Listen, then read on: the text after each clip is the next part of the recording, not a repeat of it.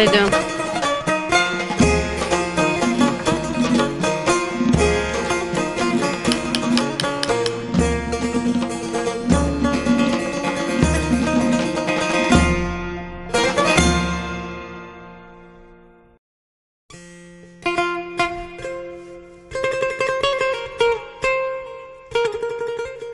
درمیان، سرزمین رنگ و طبیعت و قلعه های کهن.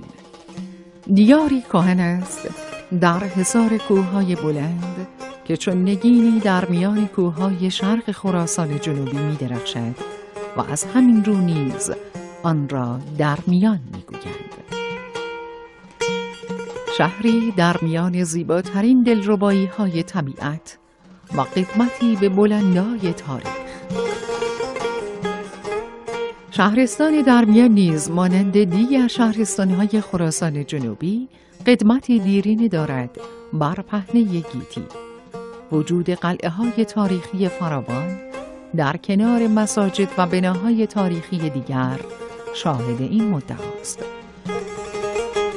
طبیعت دلنواز و قلعه تاریخی فورگ شاید آشناترین دیار این منطقه در نزد گردشگران باشد و مهمترین دلیل این آشنایی تلفیق نابترین زیبایی‌های طبیعت و البته قدمت فرهنگ و اصالت در این منطقه است. یادگاری از روزگار کهن، نماد قدمت و زیبایی. از نظر پیشینه تاریخی، ساخت این قلعه در زمان نادرشاه افشار به وسیله میرزا بقاخان حاکم منطقه شروع شده است. فضاهای داخلی قلعه از شرق به غرب شامل 3 قسمت می باشد. قسمت اول شامل محل زندگی خدمه، انبار آذوقه و محل نگهداری احشام بوده است. قسمت دوم محل زندگی نظامیان و نگهبانان و محل نگهداری تدارکات نظامی بوده است. و قسمت سوم مهمترین بخش قلعه محل زندگی حاکم و اطرافیان او بوده است.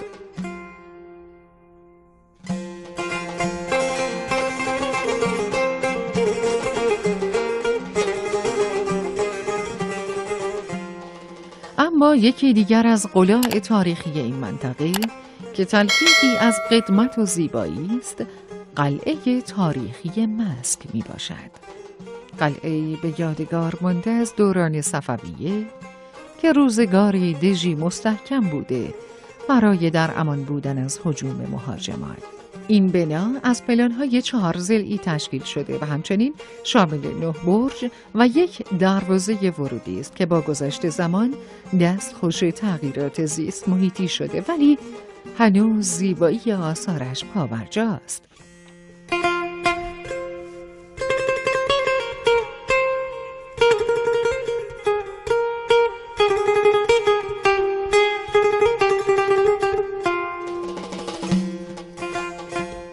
قلعه طبس مسینا. قلعه طبس مسینا، قلعه کهن به جا مانده ایام کهن که اطلاعات ویژه‌ای در مورد قدمت آن در دست نیست، اما با توجه به شکل خاص معماری و وجود پلان مدور، قدمت آن به پیش از اسلام و دوران اشکانیان باز می‌گردد که البته پس از اسلام نیز مورد استفاده بوده است. این قلعه در حاشیه شرقی شهر طبس مسینا قرار دارد و نقشه آن به شکل دایره و دارای حصار و برج‌های متعدد است که با مصالح محلی یعنی خشت و گل ساخته شده و با وجود قدمت دیرینه قلعه و آسیب‌های به جا مانده از گذر زمان بر پیکر آن، هنوز 15 برج از برج‌های آن قابل مشاهده است.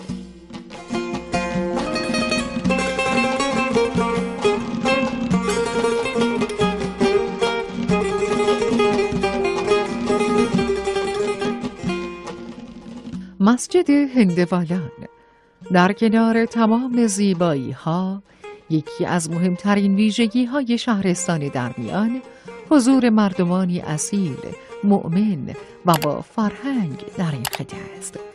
وجود مساجد تاریخی فراوان به نیکی گویای روحیه خداجو و دلهای لبریز از ایمان مردم منطقه است. از جمله مساجد تاریخی درمیان می توان به مسجد هندوالان اشاره کرد. مسجدی به یادگار مانده از عهد تیموری در دل روستای هندوالان که قدیمی ترین روستای درمیان به شمار می رود. مسجد جامع هندوالان از یک سردر ورودی، شبستانی دارای ستون، صحن گنبدخانه و محراب تشکیل شده است. گنبد به زیبایی بر روی یک بنای 4 گوش ساخته شده است. شیوه آجرچینی در گنبدهای مسجد بسیار چشم نواز و خیره کننده است. کتیبه هایی به خط کوفی در این مسجد وجود دارند که متعلق به دوران 5 و 6 هجری اند. البته در دوره های بعد این مسجد مورد بازسازی قرار گرفته است، اما همچنان از زیباترین و مستحکمترین مساجد خراسان جنوبی به شمار می رود.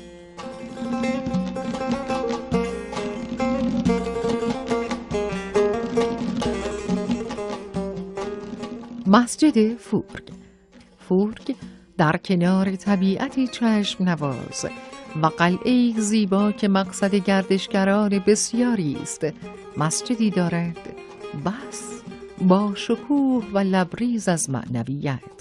مسجدی که از خشت و گل بنا شده و سازه های چوبی به کار رفته در آن بر زیبایی و شکوه مسجد افزوده است. گوشه‌ای از شکوه معماری و تاریخ و فرهنگ و البته معنویت را می توان در پناه امن این مسجد به نظاره نشست.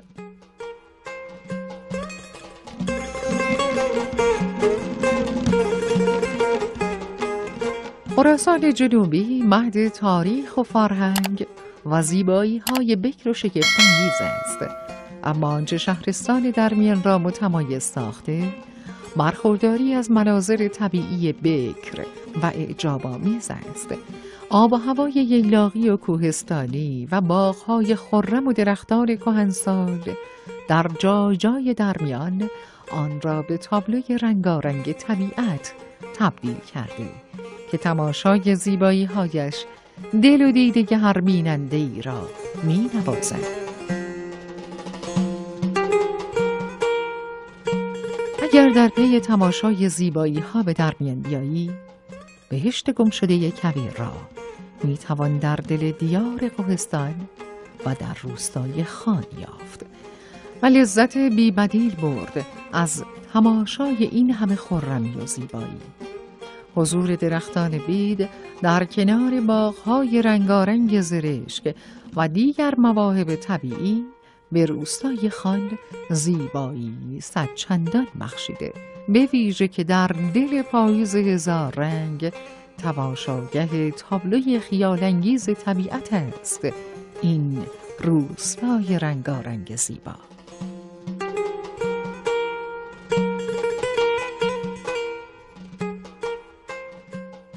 درمیان در کنار دست و دلبازی بی‌بدیل طبیعت و شکوه قلعه و بناهای تاریخی، از هنر و ذوق مردمان نیز بهره فراوان دارد. سوزندوزی یکی از روش‌های دیرینه آرایش جامه است. هنر ظریف و پرسابقه‌ای که هیچ کس به درستی نمی‌داند از چه زمانی در ایران رواج یافته و در کتب تاریخی کمتر از آن یاد شده. هنر نقش زدن گل ابریشم به دل پارچه که خاستگاه اصلی آن سیستان و بلوچستان است.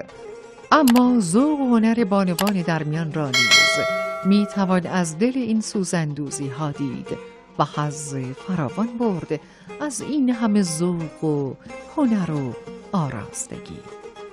درمیان تابلوی خوشنقش و نگاری از همنشینی چشم نواز و پرسخاوت طبیعت و شکوه تاریخ و اصالت هنر است.